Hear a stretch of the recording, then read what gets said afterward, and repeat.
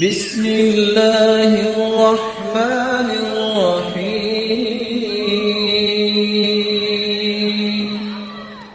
اس کی عظمت کو سمجھنے کے لیے صرف 5 باتیں اگر ذہن میں ہوں تو انسان ورطۂ حیرت میں چلا جاتا ہے۔ جس زمین پہ ہم بیٹھے ہیں آسمان تک پہنچنے کے لیے 500 سال کا سفر ہے۔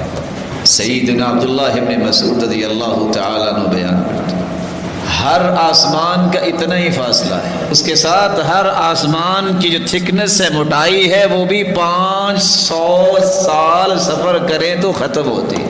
اللہ کی مخلوق جو اللہ نے بنائی ہے، 7 آسمانوں کے اوپر اللہ جلال نے پانی کی گہرائی رکھی ہے، وہ بھی 500 سال سفر کریں تو اس کی گہرائی ختم ہوتی ہے۔ ایک دوسری بات، وہ فرشتے جو اللہ جلال کے عرش کو اٹھائے ہوئے ہیں، صرف ان کے کندھے اور کان کے درمیان کا فاصلہ جو ہے 700 سال سفر کریں تو ان کے کان آئیں گے، جیسا کہ سنن نبی داؤد کی روایت۔ ان کے ٹخنے اور پاؤں کے درمیان، ٹخنا تو پاؤں کے ساتھ ہی نظر آتا ہے نا ہمارا، 100 سال کا سفر کرے تو تب جا کے پاؤں آئے۔ مالک جو بنانے والا ہے وہ کتنا عظیم ہے۔ ایک تیسری بات جو سمجھنے والی ہے، رسول اکرم صلی اللہ علیہ وآلہ وسلم صحابہ کرام کو یہ سمجھا رہے ہیں کہ اللہ ذوالجلال کے ایسے فرشتے ہیں جن کے قدم اللہ ذوالجلال نے کہاں رکھوائے ہیں؟ رجلاہ فی الارض السفلی، 7 زمینوں کے نیچے۔ لیکن اللہ ذوالجلال نے کیسے وہ فرشتے بنائے ہیں جن کے سینگوں پہ اللہ ذوالجلال کا عرش انہوں نے اٹھا رکھا ہے؟ 700 سال تک پرندہ اڑتا رہے، پرندہ تو اڑتا رہے گا لیکن یہ کندھے اور کان تک کا سفر ختم نہیں ہوگا۔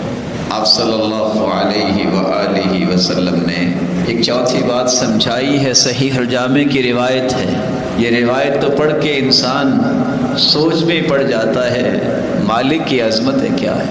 ان اللہ اذن لی ان احدث عن دیک، اللہ نے مجھے اجازت دی ہے کہ جو جنت کی چاہت اور خوشخبری کو پسند نہیں کرتے ذرا ان کو اتنا ہی بتا دو، شاید شوق آ جائے کہ اللہ ذوالجلال نے کیسا مرغہ بنایا ہے جس کی ٹانگیں اور پاؤں جو وہ تو زمین میں ہے لیکن اس کی گردن اللہ کے عرش کے نیچے ہے۔ کتنے 100 سال کا سفر ہے عرش تک، پانی کے اوپر عرش ہے، 7 آسمانوں کے اوپر پانی ہے، پھر عرش ہے، اور وہ اٹھا کے اپنا سر کہتے سبحانک ما اعظم شانک، اللہ تعریفیں تیری ہے، تیری شان کیا ہے ہم تو بیان ہی نہیں کر سکتے۔ تو سب سے زیادہ عزت احترام جس ہستی کا ہمیں کرنا ہے، نئے سال کا پہلا پیغام ہے، اگر آپ سچے اور سچے مسلمان بننا چاہتے ہیں تو ان مقدسات کو پہچانیے۔ ریڈ لائن ہے، جو رب کے بارے میں کلام کرے گا اس کا ہمارے ساتھ تعلق نہیں ہے۔